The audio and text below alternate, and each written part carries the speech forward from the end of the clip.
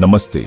हमारी आज की प्रमुख खबर हमें नेपाल ले जाती है, जहां देश का संघीयता की ओर महत्वाकांक्षी कदम गंभीर बाधाओं का सामना कर रहा है।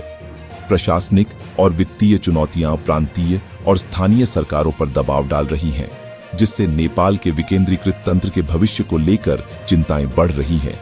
आइए विस्तार से जानते हैं। 2015 के संविधान में निहित नेपाल का संघीय ढांचे की ओर परिवर्तन प्रांतों और स्थानीय सरकारों को सशक्त करने के लिए था।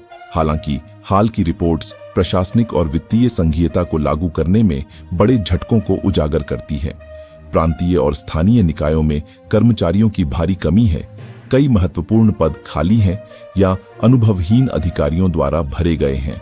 नौकरशाहों में उच्च टर्नओवर दर ने शासन को और बाधित किया है, जिससे प्रांत स्वास्थ्य और शिक्षा जैसे आवश्यक सेवाएं प्रदान करने में जूझ रहे हैं। वित्तीय मोर्चे पर भी स्थिति चिंताजनक है। स्थानीय सरकारों में अक्सर बजट प्रबंधन के लिए विशेषज्ञता की कमी होती है, जिसके कारण बुनियादी ढांचा परियोजनाओं और सार्वजनिक कल्याण कार्यक्रमों में देरी हो रही है।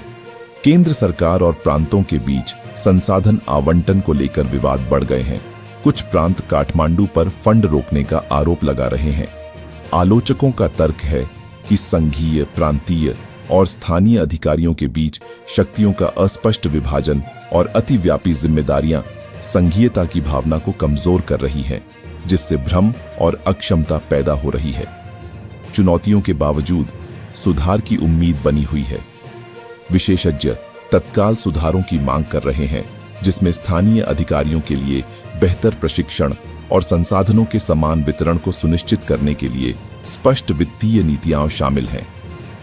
केंद्र सरकार ने कर्मचारी समस्याओं को हल करने का वादा किया है, लेकिन जनता में निराशा बढ़ रही है और कई लोग सवाल उठा रहे हैं कि क्या संघीयता अपने वादों को पूरा कर सकती है।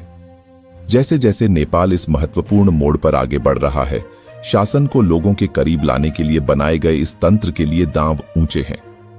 नेपाल का संघीयता प्रयोग एक चौराहे पर है। हम इस कहानी पर नजर रखेंगे। हमारे साथ बने रहें।